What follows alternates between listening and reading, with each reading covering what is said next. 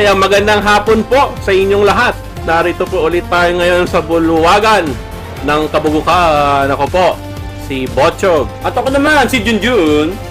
Manatiling itutok para masarap. Oy, ito, Brad! ano ba yan? Paulit-ulit na yan eh. Ay, di, manatiling nakatutok dahil kami ang maghahatid sa inyo ng mga nagbabagang baga dahil Ay, wow. sa lamig ng panahon. Uy, ano ba? Ano ba nun? Hindi, ng mga nagbabagang balita pala na magpapabago ng inyong mga pananaw sa buhay. Ito ang The Botchog and Junjun Show News Edition.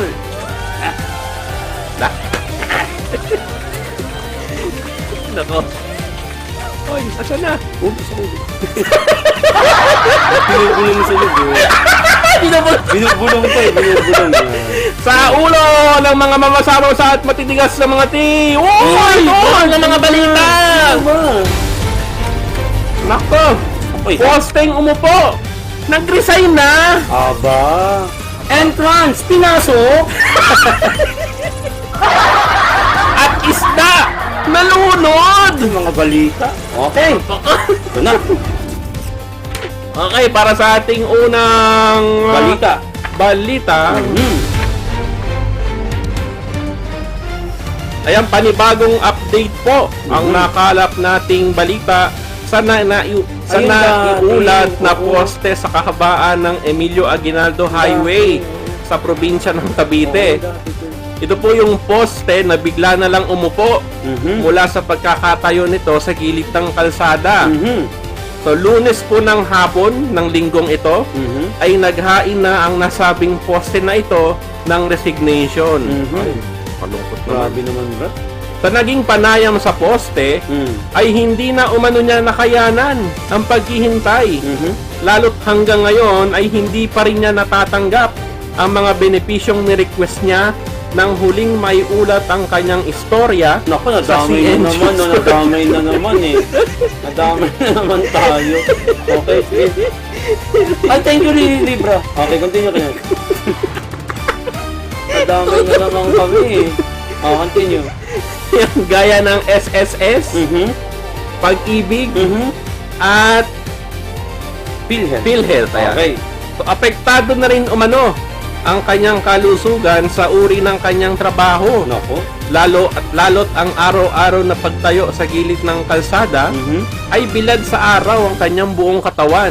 O, tama naman, tol. Dahilan upang siya ay sumpungin ng stroke Ayun. dahil sa heat stroke. Ayun. Yun nga naman. Tama naman. Hindi na marunong. Isang taon ba naman? Isang taon tayo hindi na ganito eh. Oh, continue. Ay, thank you sa 15 viewers. Sige, continue ka na. Dahil sa heat stroke, ayan, dinadaing na rin niya umano ang kirot na nararamdaman niya. Ayun. Dahil bukod sa stroke, ay nagkaroon din siya ng gout sa paa. Mula sa matagal na pagkakatayo. Okay. Tagal tumayo kayo. Oo, totoo yun. Ani ng poste, mataimtim rin niya itong ipinanalangin sa Panginoon Oy, wow. bago humantong at magpursige sa napakalaking desisyon na ginawa niya tungkol sa kanyang trabaho. At narito ang isang pahayag ukol sa ulat na ito. Tol, uwi na may honey, sabi niya, Brad. Ingat ikaw. Hatlo eh, Brad. Thank you, ingat. Letty. Ayan na. At ito ang isang pahayag ukol sa balita na ito. Pinaresign ng Lord. Sabi ni Lord, come follow me, I will make you fishers of men.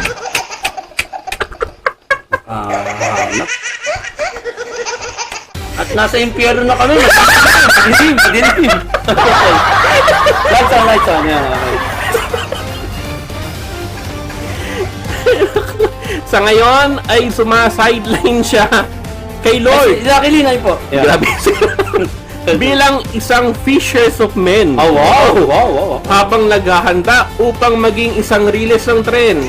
Pumayag na rin At po. nakalagay ang kanyang application letter Okay. para sa serbisyong ito kapag nagsimula na ang construction ng LRT1 Dilim nga. Cavite Extension hanggang sa Bacoor.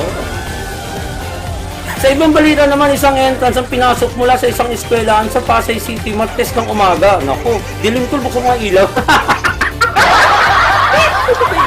Yun, ito, yung bungad kayo sa yung bungad. Oh, yeah. Sarado mo. Sarado mo yung brad. Yun. Yan, maliwanag na. Sa naging panayan sa mga saksi, ay may isang lalaki umano na nakakulay pink at nakamotor ang bigla na lang pumasok sa kanilang paaralan. Uy! Dahilan upang magtaka ang lahat. Base sa nakuhang CCTV footage na pangyayari, ay hindi lang pala sa mismong entrance ng school nakapasok ang nasabing lalaki. At hindi lang ito ordinaryong entrance ba, brad?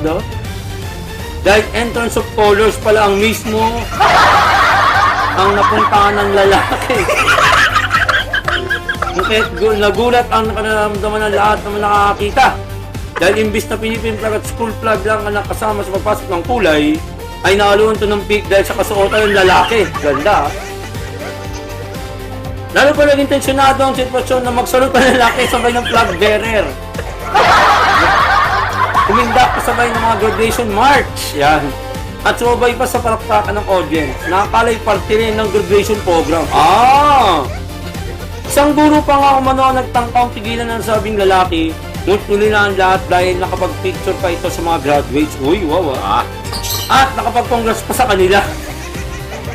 Sa uli ay pinagsasalu-saluhan na nilang lahat ang dalang Jollibee foods ng lalaki. Ay, grabe. Dahil isa pala itong food pag-handa rider na pinadala ng Kalinga School Administrator upang magkaroon ng snack sa estudyante at guro para sa sasabing graduation right. Ayun. Ina. Okay. Food rider pala. Okay, continue ka na. At para sa huli nating balita, ayan, isang nakakalungkot po na balita. Ay, nako. Yan na. And isang nakakalungkot na balita naman ang yumanig sa buong Pacific Ocean itong Martes ng umaga. Okay.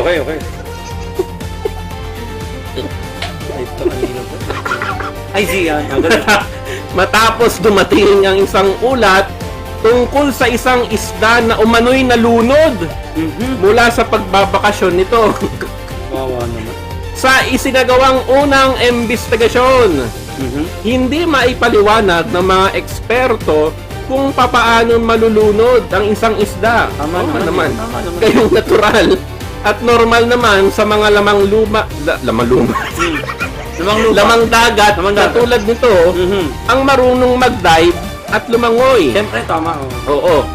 Pero batay na rin sa mga nakasaksi sa nangyari, dahil sa lamig ng panahon ngayon, ay naisipang umano ng isdang ito na mag-dive at lumangoy nang mapagkamalan nito na isang heated swimming pool.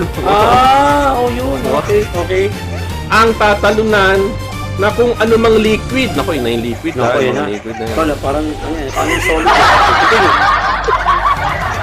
Na kung anumang liquid na nasa kanyang harapan.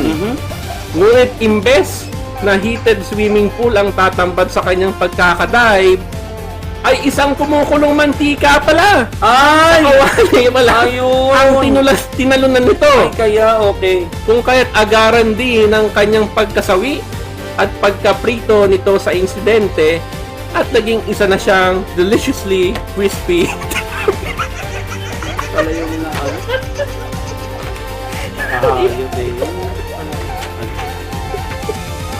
Idineklara naman ng mga otoridad na ang insidente ay isang kaso ng mistaken identity. Mistaken identity pa talaga. Matapos mapagkamalan ng isda ang kawali bilang isang heated swimming pool. Ayun.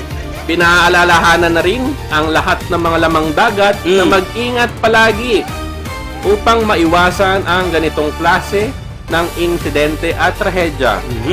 Sa ngayon, ay nabigyan na ang pamilya ng nasabing isda ng burial at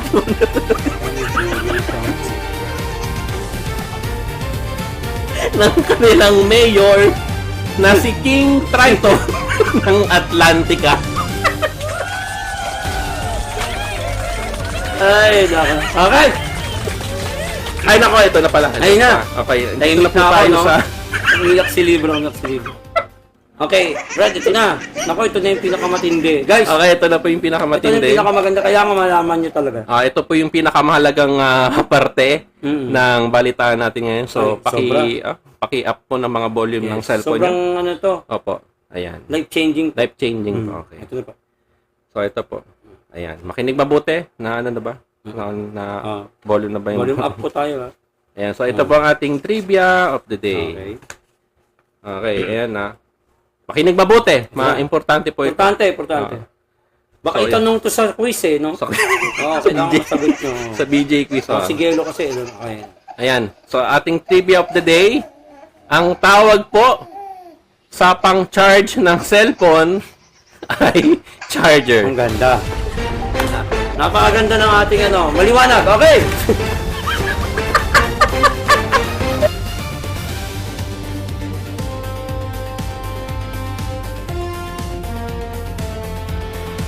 At yan, mga balitang nakalap mula sa malawak naming kaisipan. Kami pa rin ang inyong tagapalitang mukhang dayas at puno ng kaangasan. Ako po si Junjun. Paalala lamang na maligo araw-araw ng maaga para hindi mag-amoy guwaba.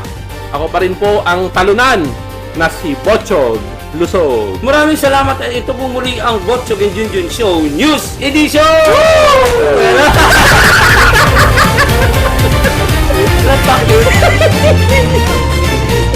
Naka!